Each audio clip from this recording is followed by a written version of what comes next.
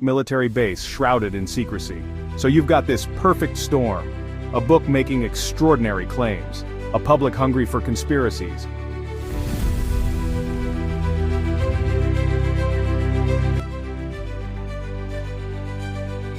Right, so let's talk about the Montauk Project. It's one of those deep dives, you know? A proper mind bender. This thing is a wild cocktail, seriously. You've got Cold War paranoia, that old school fear of what the other side was up to. Then you throw in a load of sci-fi ideas stuffed straight out of a Philip K. Dick novel. And to top it all off, there's a sprinkle of what they call fringe science. It's a potent mix, man. And it's grabbed a lot of people. It makes you think, what if? What if even a tiny bit of it was real? The implications are just massive. The whole legend, it really kicked off with a book, The Montauk Project Experiments in Time. Preston B. Nichols, that's the bloke who put it out there. He claimed he'd recovered repressed memories of working there. That's a hell of a claim, right? Suddenly this quiet spot on Long Island wasn't so quiet anymore. It became the center of these incredible stories. People started talking, whispering about secret government programs. And not just any programs, but stuff that would blow your mind. It's the kind of story that, once you hear it, it sticks with you. Think about the era this came from. The Cold War was still fresh in everyone's memory. Trust in government, not exactly at an all-time high, was it? So when these stories started bubbling up, people were ready to listen. They were primed for tales of secret bunkers and experiments gone wrong. It tapped into that feeling that there's always something going on behind the curtain. Something the powers that be don't want us to know. And Montauk, it just fit the bill perfectly. A remote military base shrouded in secrecy. So you've got this perfect storm. A book making extraordinary claims. A public hungry for conspiracies. And a general atmosphere of distrust.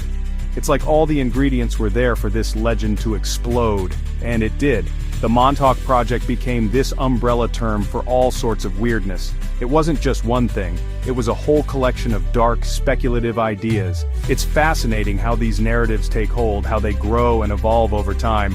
It really says something about human nature, our need for answers, even if they're a bit out there. Now let's get into what they supposedly at Montauk. The claims are off the charts, man. We're talking deep underground bases. Not just a little bunker, but massive complexes buried beneath Camp Hero. Hidden from the world. That's where the real dark stuff was meant to be happening. Imagine that. These secret labs humming away while people are having picnics up above. It sounds like something from a movie, but that's the core of the legend. The idea of something sinister lurking just out of sight. And the experiments? Oh mate, this is where it gets really wild. Mind control, that's a big one. They were supposedly trying to weaponize psychic abilities. Bending spoons was just the start, apparently. We're talking about influencing thoughts, controlling behavior from a distance. Serious stuff. Then there's the time travel. Yeah, you heard that right. Building portals, sending people to other times, maybe even other dimensions. And of course, you can't have a proper conspiracy without extraterrestrial contact, can you? Allegedly, there was alien tech involved. Maybe even alien beings themselves collaborating or being studied. A few names always pop up when you dig into Montauk. Preston B. Nichols, obviously, the guy who wrote the book. He's central to the whole thing. Then there's Al Bielek. He came forward claiming to be a survivor, someone who'd been involved in the Philadelphia experiment and then got tangled up in Montauk. His stories are, well, there's something else. And Duncan Cameron, another key figure. He was supposedly one of the main psychics, the guy whose mind they used to open these portals. These are the individuals who put faces to the claims. It's a tangled web of stories, testimonies, and alleged recovered memories. Each claim is more extraordinary than the last.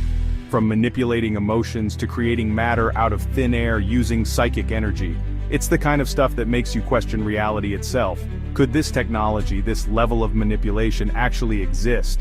And if it did, what would that mean for all of us? The narrative is so compelling because it touches on these huge fundamental questions about consciousness, time, and our place in the universe. It's a proper rabbit hole. That place, the Montauk Air Force Station, it's a real spot. It had that massive SAGE radar tower, a relic of the Cold War, scanning the skies for Soviet bombers. But then, it officially closed down in the early 80s. That's when things get murky, according to the theorists. They reckon the really weird stuff started or ramped up after the official closure.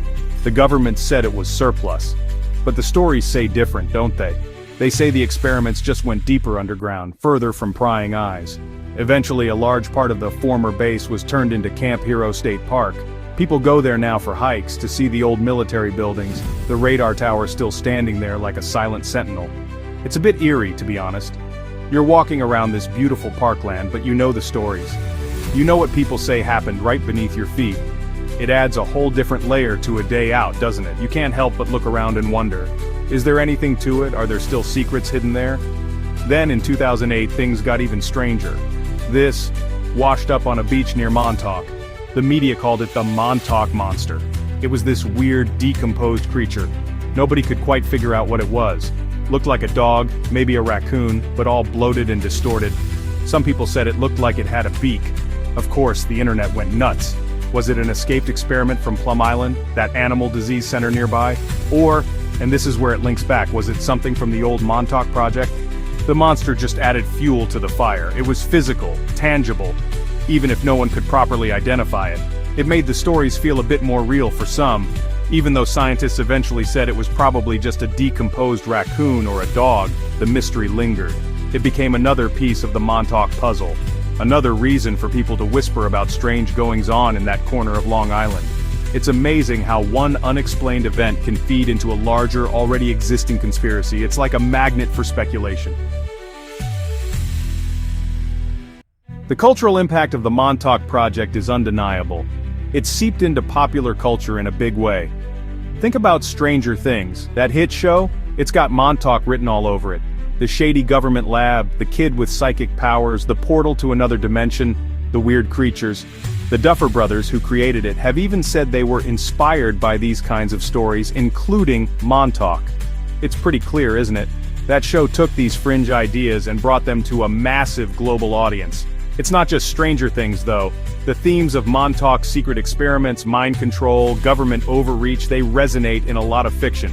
Books, films, video games. It's tapped into a collective fascination with the unknown, with what might be hidden just beyond our understanding. It's a modern folklore in a way. These stories get told and retold, evolving with each telling. They become part of our cultural landscape, whether you believe them or not. It's a testament to the power of a good, unsettling story. But here's the kicker, man. When you really look for it, the concrete evidence, it's just not there. There are no declassified documents confirming time travel experiments, no whistleblowers with verifiable proof of alien contact beneath Camp Hero. Most of it comes down to anecdotal accounts, recovered memories, and interpretations of coincidences. Skeptics point out that many of the claims are impossible to verify, and some of the key figures have had inconsistencies in their stories over the years. It's a tough one to pin down. So, is the Montauk Project fact or fantastic fiction? It's probably a bit of both in a way. The fiction part is pretty obvious. But the fact part might be more about the anxieties and questions it represents. The fear of unchecked power, the desire to understand the universe, the hope or dread that we're not alone. These are real human concerns. The Montauk legend, it's like a canvas for all those feelings. It makes you wonder though, even without hard proof, the stories persist for a reason. They make you think, and maybe that's the point.